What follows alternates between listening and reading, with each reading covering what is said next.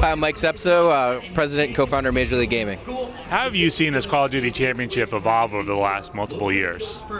I mean, the growth is incredible. You know, the viewership growth is off the charts. We've already had more viewers watch more hours as of this morning than we did all of last year. So viewership's going through the roof. It's great this year because we were able to have a live audience. Those tickets sold out in a couple hours, so it was pretty cool. And the energy is awesome this year, and the competition's amazing. The teams from the rest of the world have definitely increased their skill level, and they're a lot better. And then, you know, we had so many upsets yesterday with top teams getting out of the tournament early. It's been really interesting. So we're starting to see parity for the first time, because last year Australia kind of surprised some people too. Yeah, I think we're seeing, there's some talent in the rest of the world.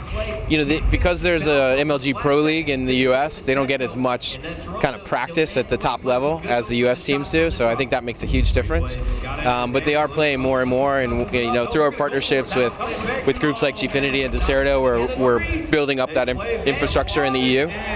So those teams are definitely getting better. When it comes to the EXO, how is that impacting the actual gameplay experience this year for pros? It's pretty cool. It adds a whole new dimension to the game. You're not just kind of running around on the ground. You've got 3 dimensions to work with. So, it adds an element of speed. It adds an element of surprise, and it extends the sort of the area of the gameplay, right? So you've got a whole new dimension to play in, which is vertical, which is cool. We've seen esports dominated on the PC side, especially free-to-play games like League of Legends, Dota 2. What are your thoughts about the console potential with Call of Duty and other games on that side?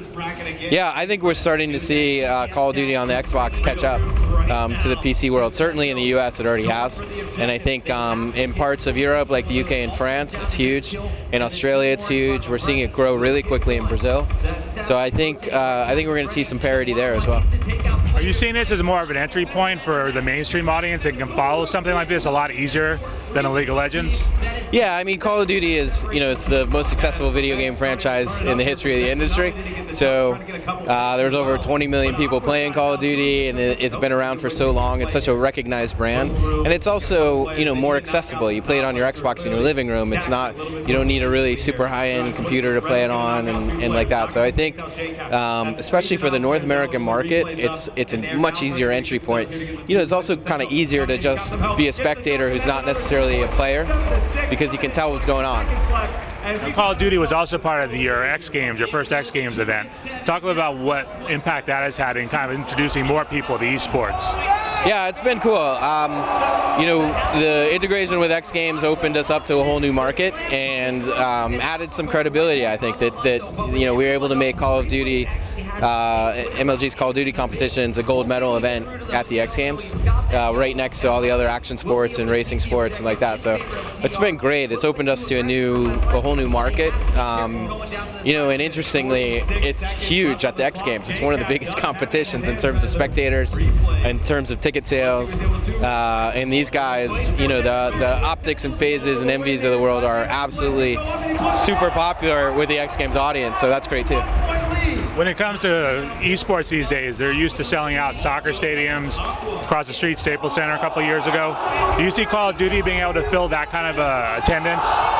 Yeah, I definitely think so. Our major Call of Duty events, you can tell people get pretty excited about the game. So, with our major Call of Duty events, we've had up to 10,000 attendees. So, I think it's about finding the right format too. We don't necessarily want to rush right into arenas because it's great for just watching, but we also like the community aspect and having kind of a bigger open format for the game to get more amateur players in and people trying to qualify in to become pro.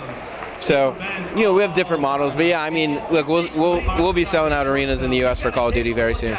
When it comes to the number of people that actually watch through live streams, can you give us an idea of how big an audience that is?